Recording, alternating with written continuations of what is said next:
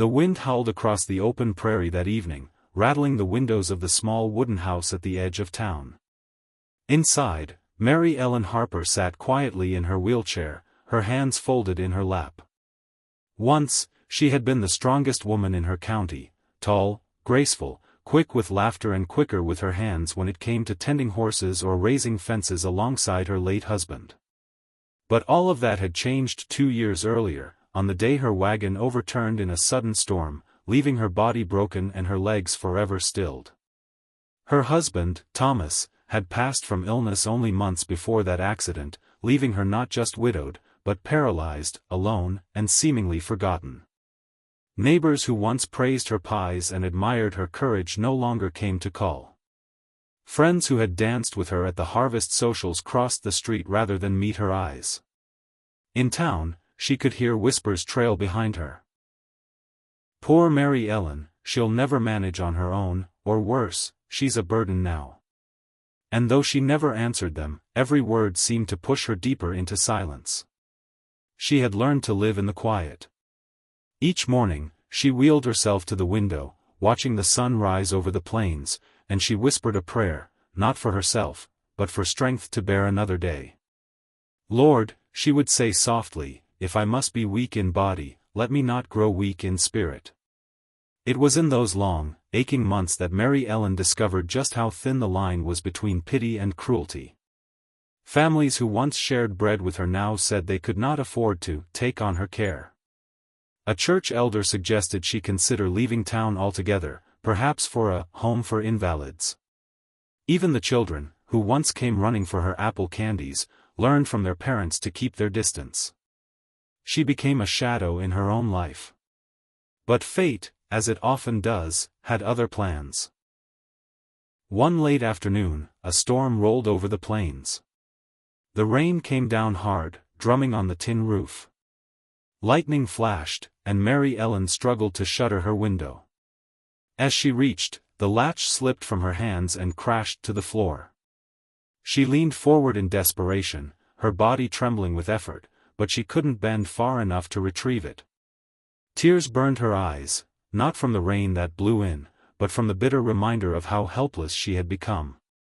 It was then that a firm knock came at her door. She froze.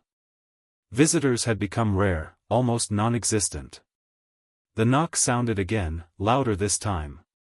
"Mrs. Harper," a deep voice called. "It's Caleb Rollins. The storm's bad, I saw your window open."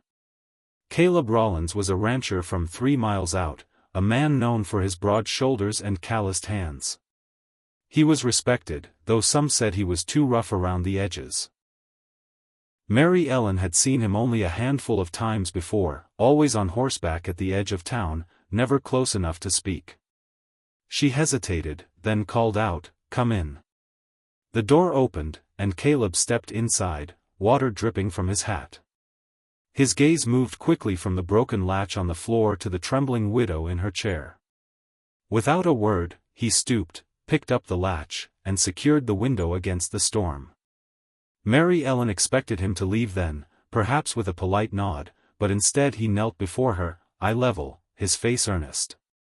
"You shouldn't be alone in weather like this," he said. She tried to smile, though her lips quivered.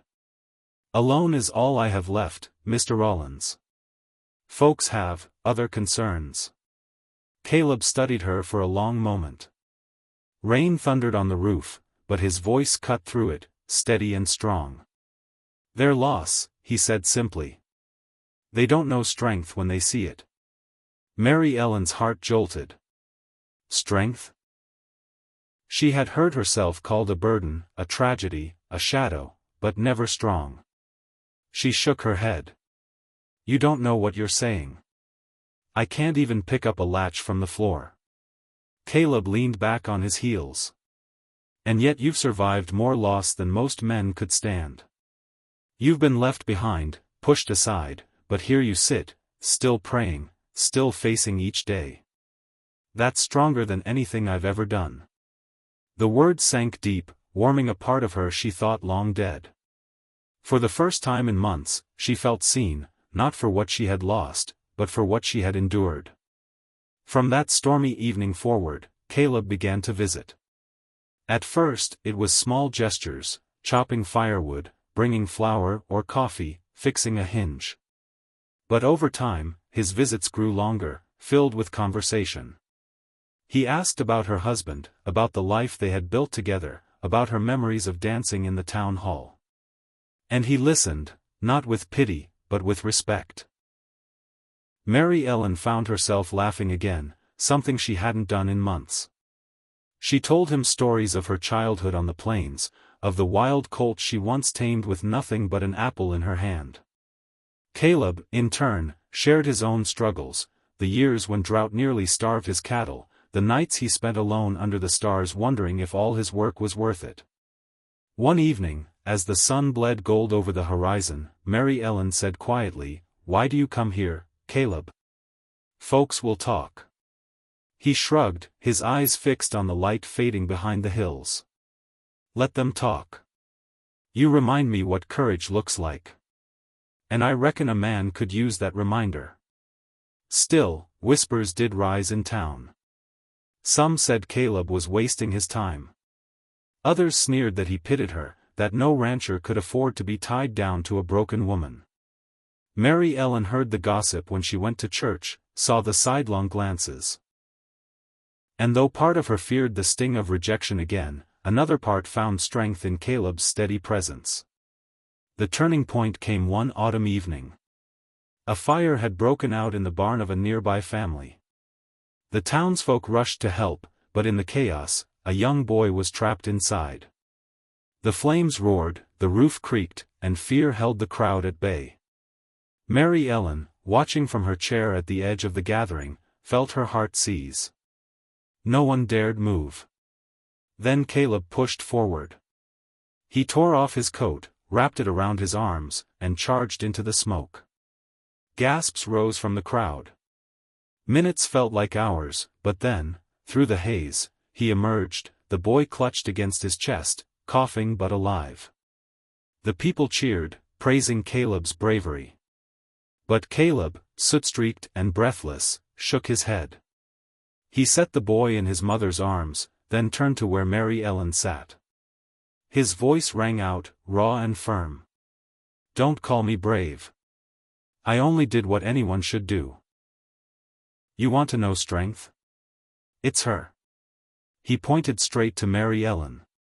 "She's stronger than me, stronger than all of us put together." Silence fell over the crowd. Dozens of eyes turned toward the widow in her chair. For once, there was no pity in their gaze, only awe. Tears welled in Mary Ellen's eyes, but not from sorrow, from a fierce, unexpected pride. That night, something shifted. The same neighbors who had once crossed the street began to stop by her home. Women brought fresh bread. Children shyly knocked, asking to hear her stories again. Men offered to fix her porch steps or share news of the harvest. Slowly, the walls of isolation crumbled. Mary Ellen did not walk again. Her legs remained still. But her spirit, once buried beneath rejection, rose taller than ever. With Caleb's friendship, she began teaching children from her chair, passing down lessons of resilience, courage, and faith. Parents sent their little ones to her, not out of pity, but because they wanted them to learn from the strongest person they knew. And Caleb? He stayed. Through every storm and season, he stood by her, never asking for anything in return. When folks whispered now, it was with respect. The rancher found his match, they said. Not in strength of body, but in strength of heart. Years later, as Mary Ellen looked out across the prairie at a sunset painted in fire and gold, she whispered a prayer once more, not for endurance, but for gratitude. For she had learned that strength was not in the legs that carried a body, but in the spirit that carried a soul. And for anyone who doubted it, the rancher himself would answer, as he always did. She's stronger than me.